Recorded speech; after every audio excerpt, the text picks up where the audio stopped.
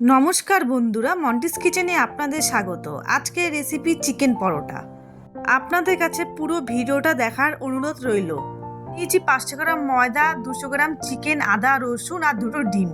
এবার একটি বাটিতে 2টো ডিম নিয়ে নেব। এবার দিয়ে দেবো সামান্য একটু নুন আর রিফাইন অয়েল। এবার ভালো করে ফাটিয়ে নেব। এবার দিয়ে দেবো ময়দা। এবার অল্প অল্প করে জল দিয়ে ভালো করে মেখে নেব। ব্যাস আমার মাখা হয়ে গেছে, দেখুন বেশি নরমও না শক্তও না। এবার উপরে রিফাইন অয়েল দিয়ে ঢেকে রেখে দেবো আধ ঘন্টা। এবার একটি কড়াই বসিয়ে দিয়ে দেবো রিফাইন অয়েল। এবার দিয়ে দেবো একটা বড় সাইজের পেঁয়াজ, রসুন, সামান্য একটু আদা। এবার লাল লাল করে ভেজে নেব। এবার উঠিয়ে নেব। আমি তেলটা ব্যবহার করব না, পেঁয়াজ আদা রসুনটা উঠিয়ে নিয়েছি। এবার একটি মিক্সিং জারে দিয়ে দেবো মাংসের টুকরো। আমি এখানে 200 গ্রাম বোনলেস নিয়েছি, হাড় ছাড়া। এক ফোঁটা যদি হাড় না থাকে, এবার এটা পেস্ট করে নেব। পেস্ট হয়ে গেছে দেখুন। এবার এর মধ্যে দিয়ে দেবো স্বাদ মতো নুন, 1 চামচ বাটার। এবার দিয়ে দেবো ভেজে রাখা মশলা। কাঁচা আদা রসুনটা ব্যবহার করবেন না, ভেজে দেওয়ারই চেষ্টা করবেন। এবার দিয়ে দেবো 1 চামচ গোলমরিচের গুঁড়ো, 1 চামচ সয়া সস আর স্বাদ মতন দিয়ে দেবো চিনি।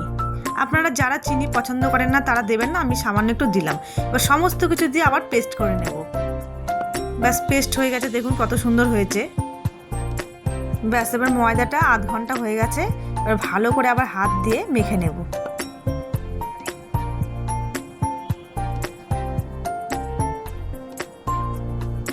এরকম করে ডলে ডলে ভালো করে মেখে নেবেন।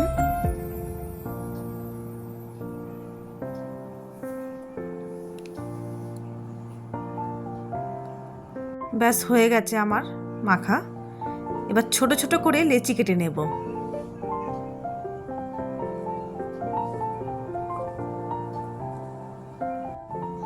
আমার প্রত্যেক কটা হয়ে গেছে লেচি কাটা।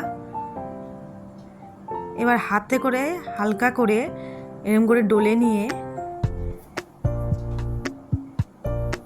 এবার মাংসর পুর 1 চামচ দিয়ে দেব। দিয়ে ভালো করে মুখটাকে এরকম করে বন্ধ করে দেব। ব্যাস হয়ে গেছে দেখুন। আমি এরকম করে প্রত্যেক কটা করে নেব।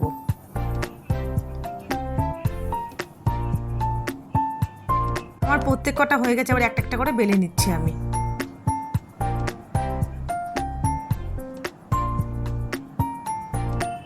ব্যাস আমার বেলা হয়ে গেছে।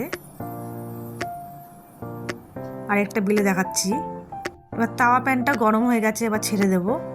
দিয়ে একদিক ভেজে আরেক দিক উল্টে নেব। গ্যাসের আঁচটা কমিয়ে করবেন, নাহলে কিন্তু ভেতরে মাংস কাঁচা রয়ে যাবে।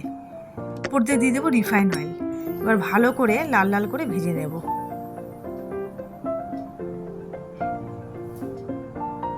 এবার এরম করে আমি সব কটা ভেজে নেব। দেখুন কত সুন্দর হয়েছে। সব কটা ভেজে নিয়েছি, রেডি হয়ে গেল আমার চিকেন পরোটা।